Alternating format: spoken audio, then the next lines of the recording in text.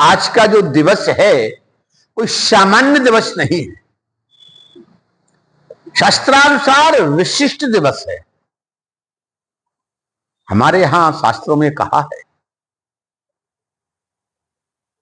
मनुष्य अन्यान कोई व्रत करे या ना करे,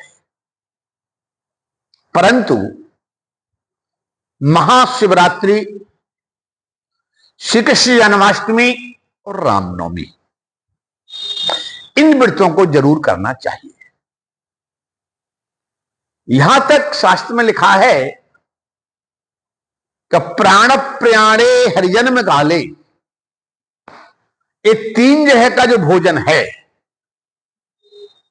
शास्त्र कहते हैं प्राण प्रयाणे और हरिजन्म काले। एक भोजन तो वो बंधुओं कि हमारे घर में कोई अतिथि, ब्राह्मण देवता, संत, महापुरुष आया है और उसको हम भोजन ना कराकर स्वयं भोजन करने को बैठ जाए। और दूसरा वो कि जहां महाशिवरात्रि, रामनवमी, श्री कृष्ण जन्माष्टमी जैसे पर्व हैं, उस दिन हम व्रत ना करें और भोजन करने को बैठ जाए। तीसरा वो कि हमारे पड़ोस में, हमारे बाजू में, आसपास किसी की मृत्यु हो गई है, उसका शव रखा हुआ है और हम भोजन करने को बैठ जाएं। ऐसा शास्त्र कहते हैं। ऐसा भोजन मनुष्य को नरक ले जाता है। ऐसा भोजन, ऐसे 3 जगह में करने वाला जो भोजन है, मनुष्य को नरक की ओर ले जाता है। इसलिए हम आप सबको प्रयास करना चाहिए कि आज जो पर्व है, महाशिवरात्रि पर्व है, व्रत सभी ने किया है, करना चाहिए, और जो लोग नहीं कर पाते हैं उनको करने का प्रयास करना चाहिए। क्योंकि अन्यान्य व्रत ना भी करो तो चल जाता है, मगर ऐसे जगह व्रत करना, और सतत जो 2 बात इसके पूर्व बताई, अतिथि घर में है तो उसको भोजन कराकर भोजन करें। हमारे जानकारी में किसी की मृत्यु है तो उस समय जब तक शव है उस स्थान पर, तब तक हम भोजन न करें, उसके वहां पे उठने के बाद ही महाप्रसाद भोजन प्राप्त करें। आइए, आज बहुत बहुत प्रसन्नता का विषय है कि महाशिवरात्रि का पर्व है और 15 फरवरी 2026 हमेशा की भांति अपना यह महादेव घाट रोड, सत्यम विहार कॉलोनी, गली नंबर 1, पूज्य स्वामी शिवोम तीर्थ जी का आश्रम में स्वामी हरिहर तीर्थ के द्वारा प्रवचन का शुभारंभ हमेशा की भांति हो रहा है। इस संदर्भ में यह भी कहना चाहूंगा, बड़ी महत्वपूर्ण बात आज अंतर मन में प्रकट हुई है, और महाशिवरात्रि जैसे पर्व पर हम अपने इस सच्ची आध्यात्मिक परंपरा के बारे में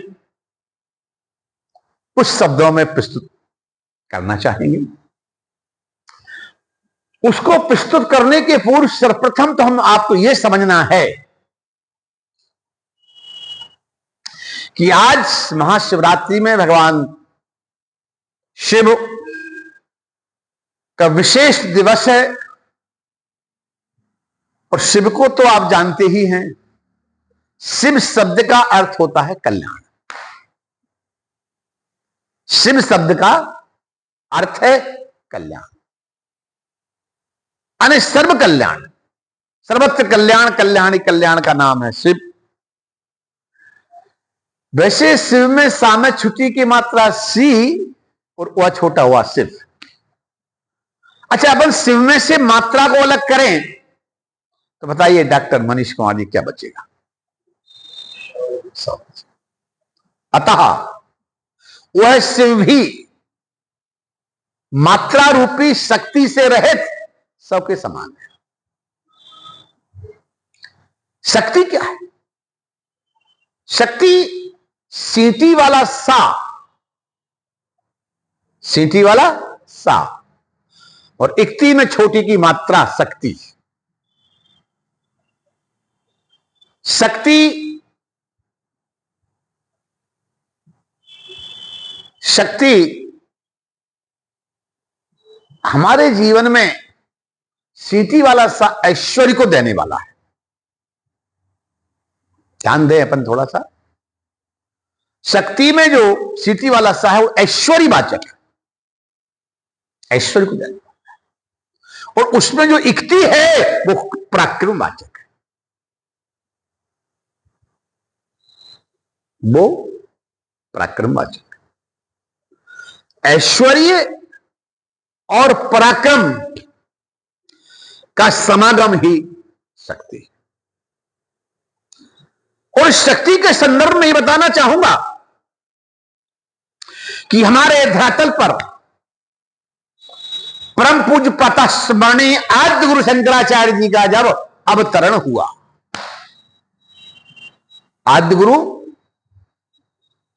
शंकराचार्य जी का जब धरातल पर अवतरण हुआ, उस समय उनके लिए भी भगवती शक्ति ने एक बुजुर्ग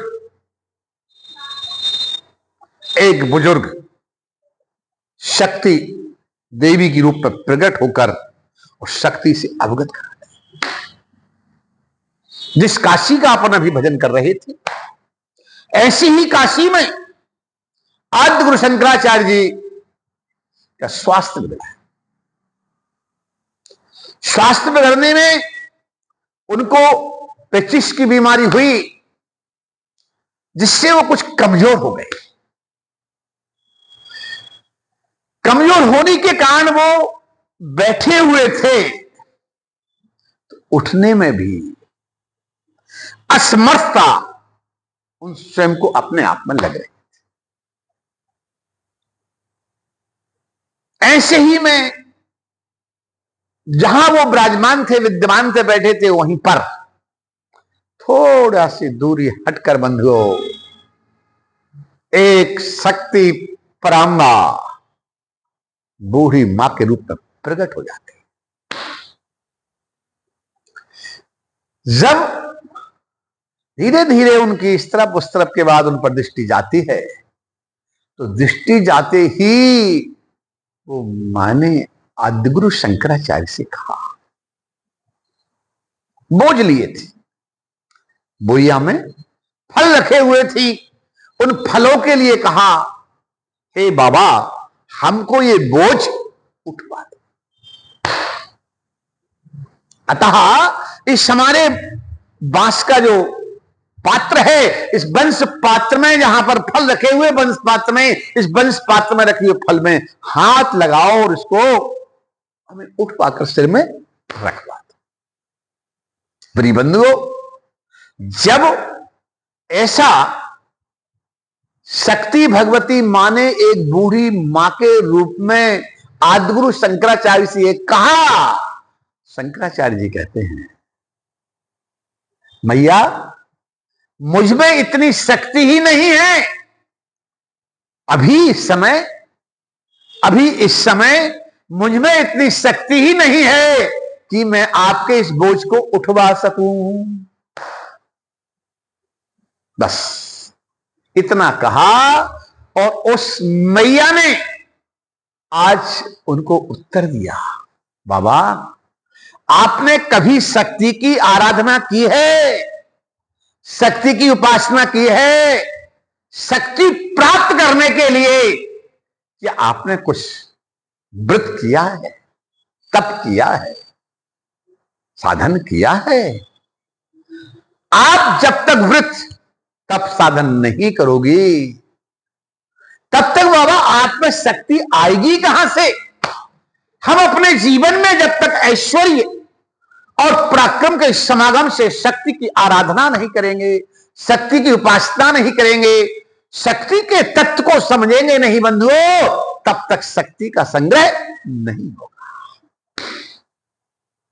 इस तरह से आज बुजुर्ग, वयोवृद्ध, बूढ़ी मां के रूप में भगवती शक्ति का प्राकट्य होता है। फल उठवाने के माध्यम से आदिगुरु शंकराचार्य जी के लिए संदेश देके अंतर ध्यान हो जाती हैं। आदिगुरु शंकराचार्य ने उसके उपरांत बंधुओं 3 वर्ष पर्यंत भगवती शक्ति की विशेष उपासना की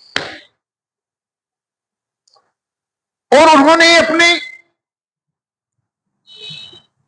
कर्मयोग, भक्ति योग, ज्ञान योग के द्वारा उस शक्ति को संचय किया जो शक्ति साक्षात देवादिदेव महादेव शिव अवतार भगवान शिव में पाई जाती है। ऐसी शक्ति के लिए आज आदिगुरु शंकराचार्य जी महाराज ने भगवती शक्ति की प्रेरणा से और प्राप्त किया, और मात्र प्राप्त ही नहीं किया, बड़ी महत्वपूर्ण बात, जिन बातों पर हम आप सबके लिए विशेष ध्यान देना। वैसे तो मैं किसी भी शंकराचार्य के बारे में कोई बात नहीं करूंगा, क्यों कि शंकराचार्य तो भगवान है, शंकराचार्य तो भगवान है। जैसे हमारे पूज्य स्वामी शिवोम तीर्थ जी महाराज है, इसी तरह जिस तरह स्वामी शिवोम तीर्थ जी महाराज भगवान शिव के अवतार हैं, इसी तरह शंकराचार्य तो भगवान है। परंतु मैं तथ्य की बात तो करूंगा, सार की बात तो करूंगा, और आदिगुरु शंकराचार्य के द्वारा जो वास्तविक स्थापना है और वास्तविक शंकराचार्य का शंकराचार्यत्व तो है, उन बातों को तो प्रस्तुत करूंगा। क्यों करूंगा? इसलिए करूंगा कि आज महाशिवरात्रि का पावन पर्व है। महाशिवरात्रि का पावन पर्व है, और शिव जी के इस पावन पर्व में आदिगुरु शंकराचार्य जी की बात शक्ति प्राप्ति के संदर्भ में प्रकट हुई है। तो शंकराचार्य जी की उन विशिष्ट बातों को मैं यहां प्रस्तुत करूंगा, और प्रस्तुत करके पूर्ण रविवार के प्रसंग की ओर प्रवेश करूंगा। उस वक्त शक्ति प्राप्त करने के बाद आदिगुरु शंकराचार्य जी महाराज ने 32 वर्ष के कार्यकाल में, ये भी ध्यान दीजिए डॉक्टर मनीष भैया जी, मनीष कुमार सोनी जी, डॉक्टर साहब, कि ये प्रसन्नता का विषय है कि आदिगुरु शंकराचार्य जी का कार्यकाल है 32 वर्ष का, और राजा परीक्षित का कार्यकाल है 32 वर्ष का। यह समागम सर्वोत्तम है बंधुओं। आज के इस शिवरात्रि के पावन पर्व पर शंकराचार्य राजा परीक्षित की उम्र समान है। आदिगुरु शंकराचार्य 32 वर्ष के कार्यकाल में शक्ति को संग्रहित करके, और वो तो साक्षात शंकर के अवतार थे बंधुओं, साक्षात शिवस्य अवतार शंकराचार्य जी महाराज ने चारों दिशाओं में 4 पीठ की स्थापना की। उन चारों पीठों के बारे में आप लोग जानते होंगे, फिर भी मैं जानते हैं कि बताऊं, बताइए। मनीष भैया जी से पूछते, चलो बताता हूं। वैसे आप वास्तव में बड़े कुशल श्रोता हैं। हमारे शास्त्र में यही कहा है कि कुछ पता भी हो, थोड़ा बहुत पता भी हो, तो उस थोड़ी बहुत बात को भी आप कहो नहीं जानते। तो हमें तो लगता है डॉक्टर मनीष कुमार स्वामी जी विशिष्ट सत्संगी हैं, विशिष्ट तीर्थाटन करने वाले, विशिष्ट सत्य सनातन धर्म की जड़ माता पिता गुरुदेवों को मानकर और सत्य सनातन धर्म पर विधिवत चलने वाले डॉक्टर मनीष कुमार सोनी जी आप हैं, इसलिए आपका बड़ा अच्छा स्वभाव है विवेक युक्त सलाह बात करने का, कि मुझे लगता है आपने कभी इस बात को नहीं कहा कि हम जानते हैं, और अधिक जानने पर कभी कहा हाँ जानते हैं, और बताया, और जानना बताना चाहिए। उससे हमें जानकारी प्राप्त होती है कि जितना आप जानते हैं वो ठीक है, जो नहीं जानते उसको आगे से हम अवगत कराएं। बताना ये चाह रहा हूं मूल बात कि इन्हीं आद्य गुरु शंकराचार्य जी ने चारों पीठों की स्थापना के संदर्भ में चार वेद और चार वेदों का जो सार तत्व है वो कम शब्दों में प्रस्तुत किया, जो हमारे जीवन का इस आध्यात्मिक समस्त क्षेत्र का तत्व है, सार है। उस बात को प्रस्तुत करना चाहता हूं। आइए सर्वप्रथम तो समझ लीजिए कि आदि गुरु शंकराचार्य जी ने चारों दिशाओं में चार पीठों की स्थापना की, और उन चारों पीठों के चार वेद हैं, और उन चारों वेदों के चार सूत्र हैं। बस जो चार सूत्र हैं वह बड़े तथ्य की बात है, हम आपको समझने की बात है, और उन्हीं चारों सूत्रों के तथ्यात्मक गति के द्वारा परिबंधुओं हमारे जीवन में हमारा यह एक आध्यात्मिक स्वामी शिवोम तीर्थ आश्रम है। ये आज की बड़ी मूल बात समझने का विषय है।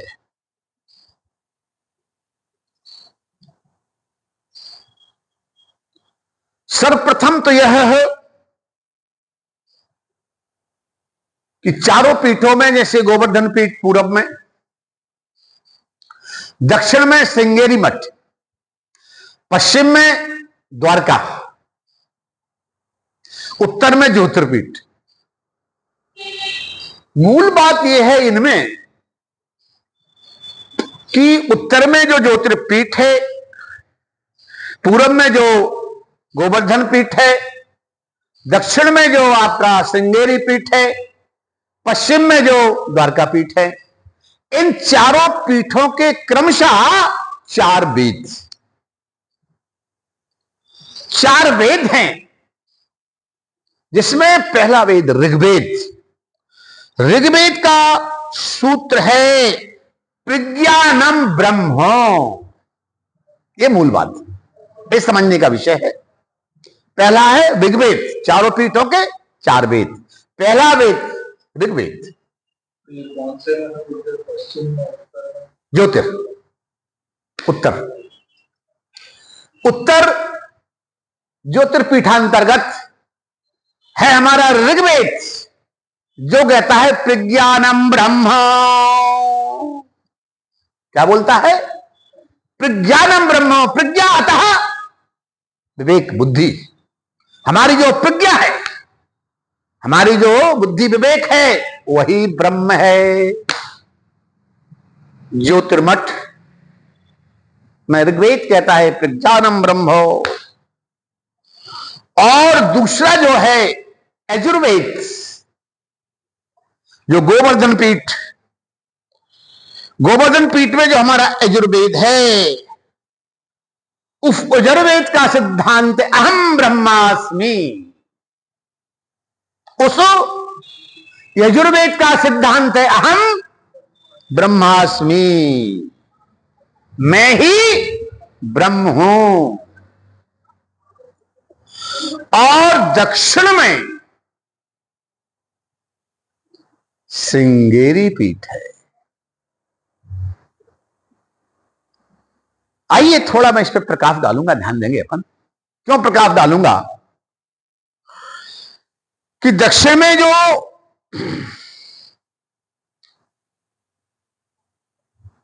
हमारी श्रृंगेरी पीठ है, यह एक तीर्थ परंपरा की पीठ। ये ध्यान देना थोड़ा सा।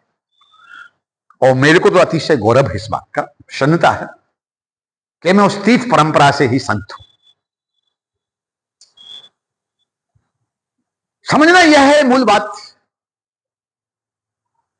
कि श्री सरस्वती परंपरा तीनों पीठों में विद्यमान है। चाहे उत्तर हो चाहे पूरब हो चाहे पश्चिम, तीनों में सरस्वती परंपरा के शंकराचार्य विद्यमान हैं। लेकिन एक श्रृंगेरी पीठ ऐसी पीठ है जहां पर की तीर्थ परंपरा के श्री शंकराचार्य जी विद्यमान हैं, और ऐसे शंकराचार्यों की स्थापना आदिगुरु शंकराचार्य जी महाराज ने की है। आदिगुरु शंकराचार्य जी महाराज ने की है प्रिय बंधुओं। ऐसे आदिगुरु शंकराचार्य जी के चरणारविंदों में ही कोटशा नमन करते हुए हम इस बात का स्मरण दिलाना चाहेंगे, इस बात से अवगत होना चाहेंगे कि धन्य धन्य है अभिनव तीर्थ, अभिनव तीर्थ विद्या अभिनव तीर्थ शंकराचार्य जी महाराज, जिनका आशीर्वाद इस आध्यात्मिक परंपरा की जड़ों में तथ्य समाहित है। वो कैसे मैं बताऊं आपके लिए, ये तो आपको विदित है, हमारी ही अनेकानेक पुस्तकों में लिखित है। विष्णुदेव तीर्थ जी महाराज, विष्णु तीर्थ जी महाराज के द्वारा लिखित पुस्तकों में है, साथ ही साथ पूज्य स्वामी शिवोम तीर्थ जी महाराज जी के द्वारा भी लिखित है।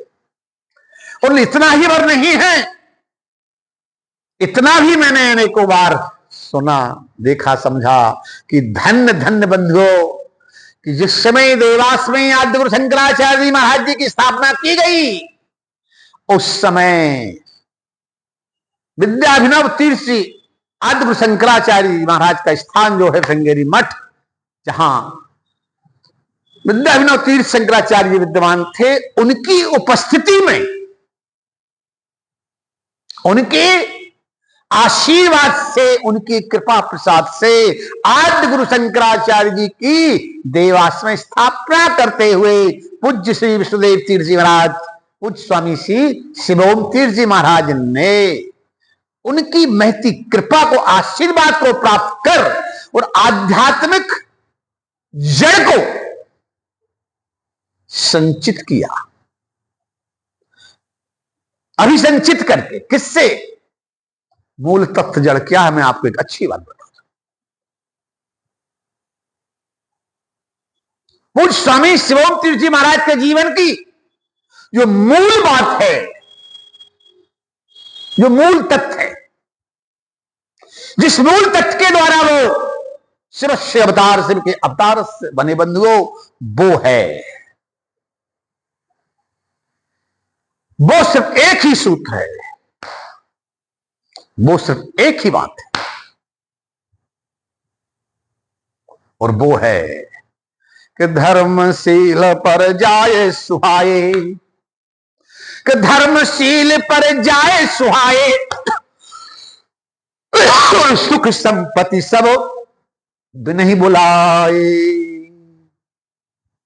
वो है बंधुओं जो कि पूज्य स्वामी शिवोम तीर्थ जी महाराज ने पूज्य विष्णुदेव तीर्थ जी महाराज जी की कृपा से धारण किया, आत्मसात किया। वो क्या था? वो था कि संसार में कोई भी व्यक्ति कुछ भी करे, लेकिन उसका अभिमान गलत नहीं होता, उसका अभिमान नहीं गलता, उसका अभिमान समाप्त तो नहीं होता। चाहे वो जन्मश्वरी पृथ्वी रेधमान मदप्यमानो, चाहे जन्म का अभिमान हो, चाहे ऐश्वर्य का अभिमान हो, चाहे लक्ष्मी का अभिमान हो, चाहे रूप का अभिमान हो, चाहे तपस्या का, साधना का, विद्या का, ज्ञान का अभिमान हो बंधुओं, किसी भी प्रकार का कोई भी अभिमान क्यों ना हो, वो अभिमान कभी भी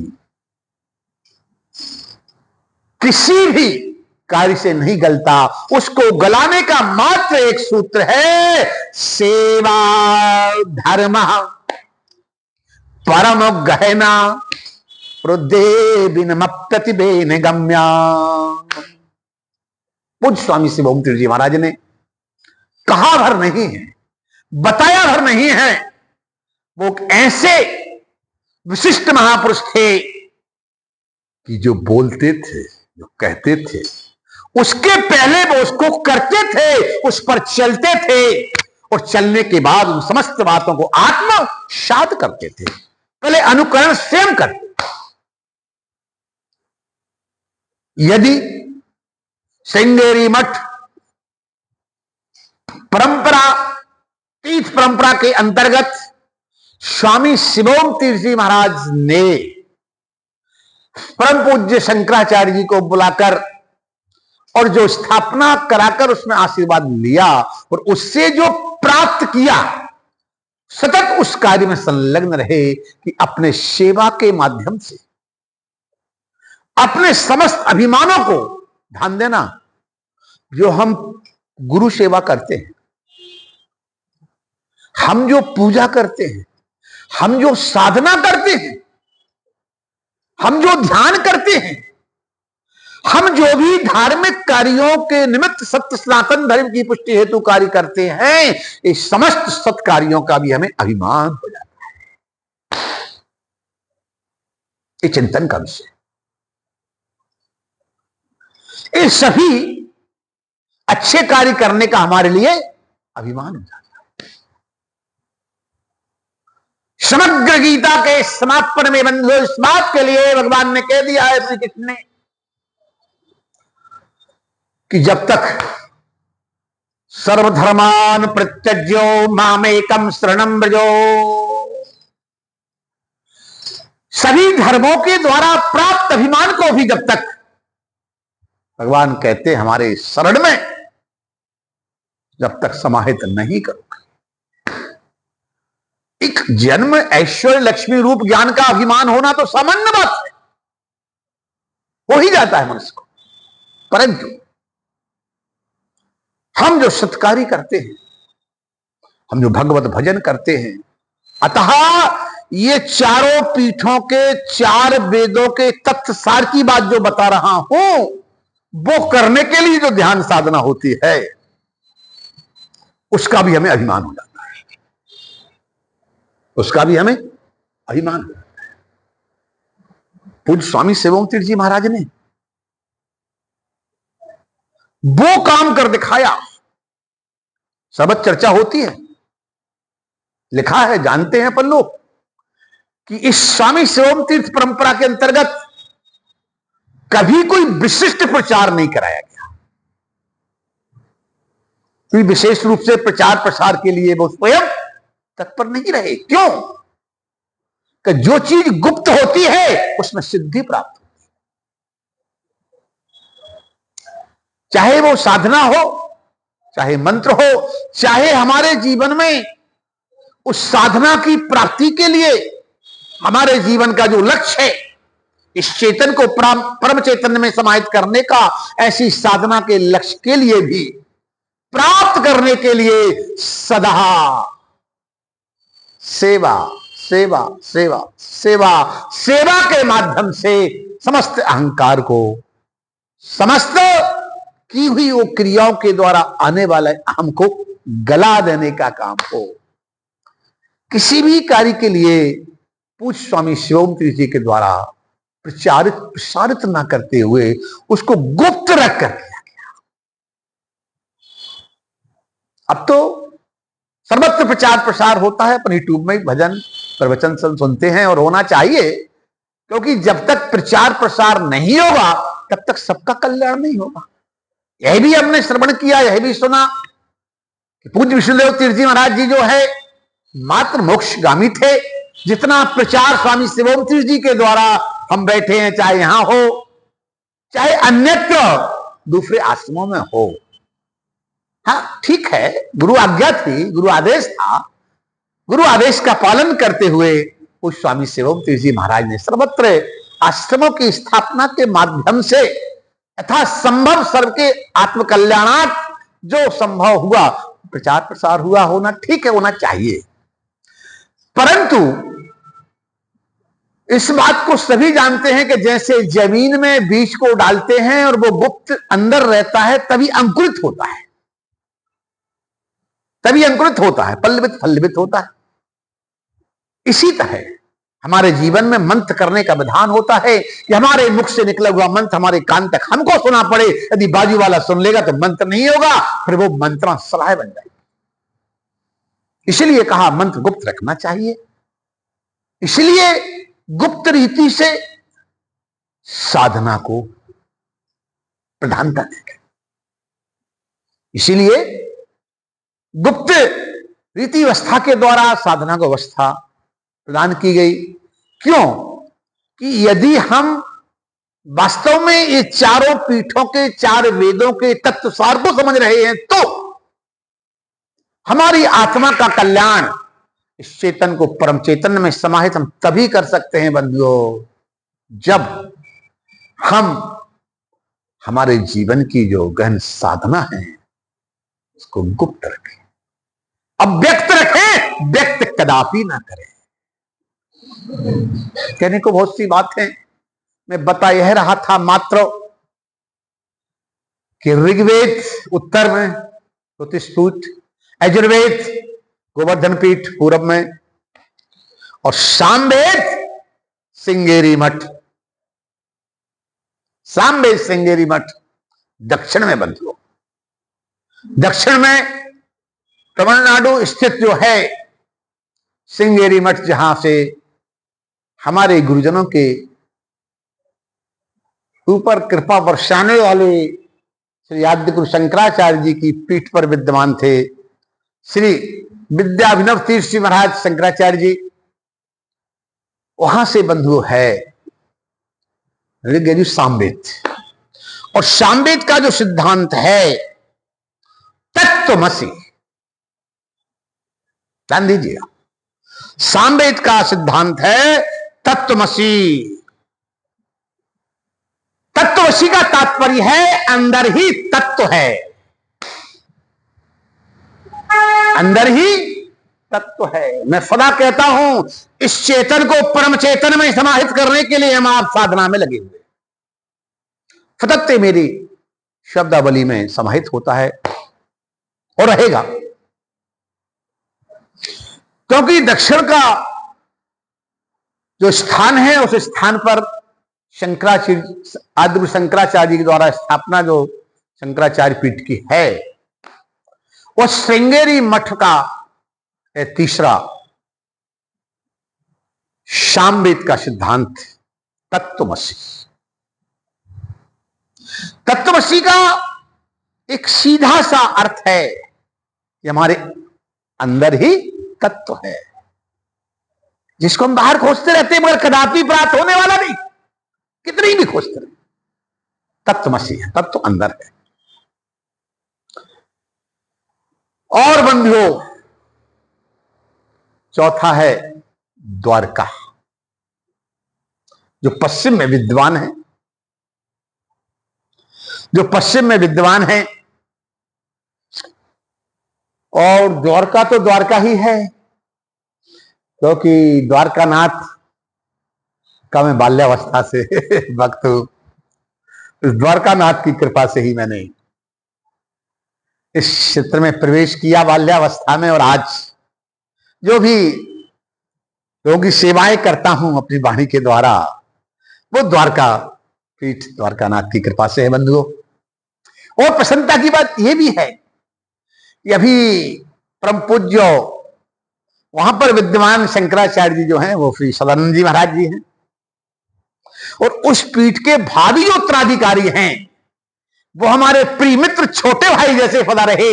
हम लोग साथ पढ़े, साथ रहे, साथ रहकर और लंबा समय बिताया है जबलपुर में प्रिय बंधुओं।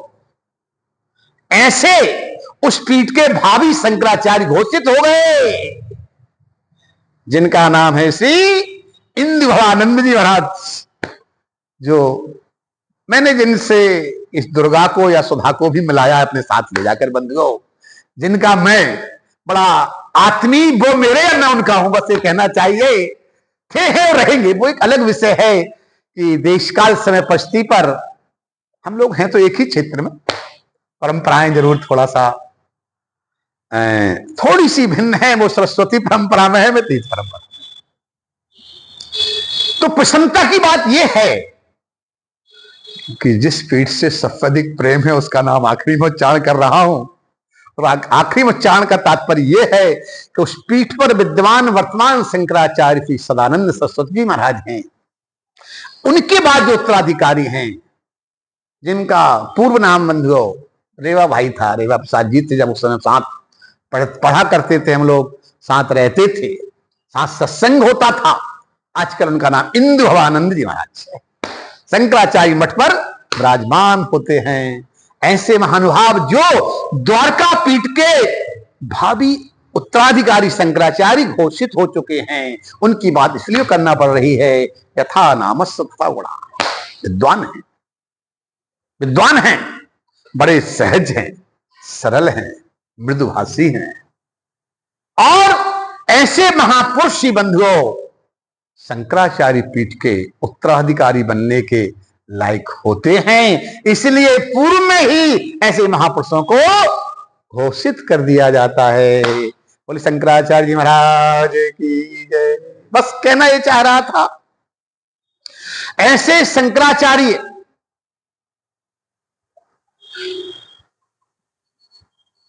पश्चिम में विद्वान अथर्ववेद के स्थान जो है, ऋग्वेद उत्तर में, यजुर्वेद पूरब में, सामवेद दक्षिण में और अथर्ववेद पश्चिम में। डॉक्टर साहब, अथर्ववेद पश्चिम में। उस पश्चिम में जो अथर्ववेद के मूल तत्व सार की बात है, वो है आयात्मा ब्रह्म। आयात्मा ब्रह्म, आयात्मा ब्रह्म मतलब आत्मा ही ब्रह्म है। आयात्मा ब्रह्म, अतः आत्मा ही ब्रह्म है। आत्मा ही ब्रह्म है। आइए परमप्रिय बंधुओं, परमेश्वर की पारी आत्माओं, कहने के लिए बहुत सी बातें, कहने के लिए बहुत सी बातें हैं। उन बहुत सी बातों में जो बहुत आवश्यक बात थी, आदिगुरु शंकराचार्य जी के द्वारा स्थापित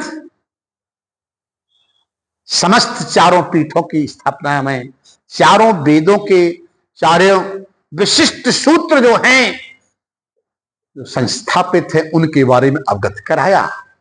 और वो इसलिए कराया कि आज महाशिवरात्रि का पर्व था।